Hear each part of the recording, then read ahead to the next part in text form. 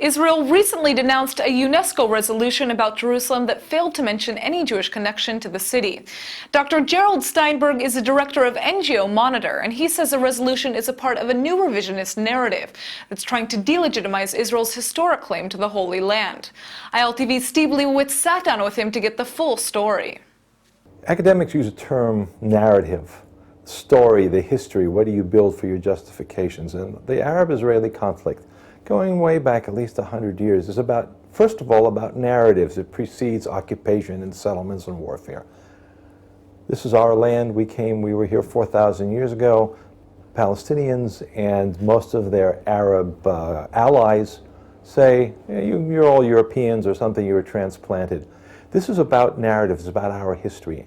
And the conflict now is about particularly focused on the attempt to erase the Jewish history, to make the Jewish presence in Israel illegitimate.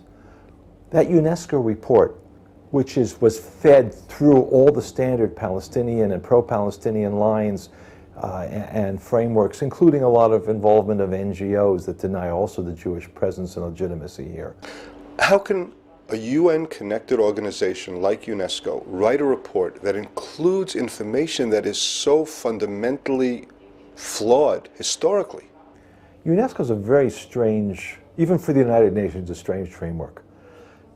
We could say for the United Nations everything is hopeless because the largest single bloc is the bloc of the Islamic states, the OIC, and they are 57 votes automatically, which is more than a quarter of the entire UN, and there's nothing else comparable. Even if all the Europeans were to vote together, which they don't, it would be 28 states. So it is by definition an extremely biased organization. UNESCO, at times, the head of UNESCO the current one has sort of gently walked through, tried to avoid those landmines. This one, for whatever reason, it blew up in their faces. And somebody either lost control of the process, didn't care, didn't invest. For whatever reason, it's a huge black mark in UNESCO's records.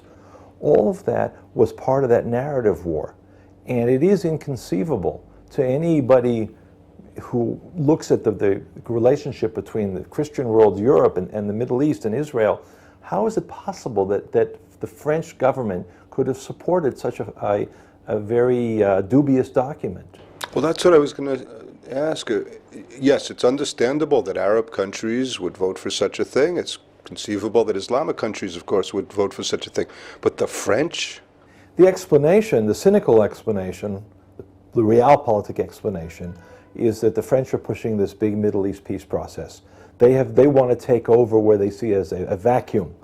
The Americans are not pushing very much. There's nothing out there, so that's their sense of glory. And the French have been like this for decades.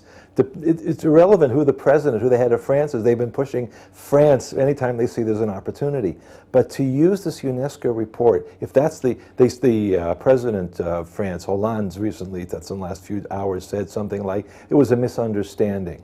Well, it's hard for anybody to understand over here to understand how it could be a misunderstanding. If this was a cynical ploy to get support of the Islamic countries and others to put pressure on Israel, okay, we can understand that, but we can't accept it, and you lose Israel. And that's what Prime Minister Netanyahu said. That's what the Foreign Ministry Director Dory Gold said to the Foreign Minister of France. This is something, it's not just a misunderstanding. Whatever the reason is, somebody got the wrong instruction, it was done cynically, the French have to get away from that. They have to back off of that completely. They have to renounce that whole process. Because otherwise Israel will be so upset at France that they would be more reluctant to even to attend one of their conferences. The Israeli position on this French proposal has been skeptical from the beginning, but the Prime Minister and others have indicated, I'd say cautiously, let's see where it goes. We're willing to talk to the French about it. And with this UNESCO vote, even that became virtually impossible.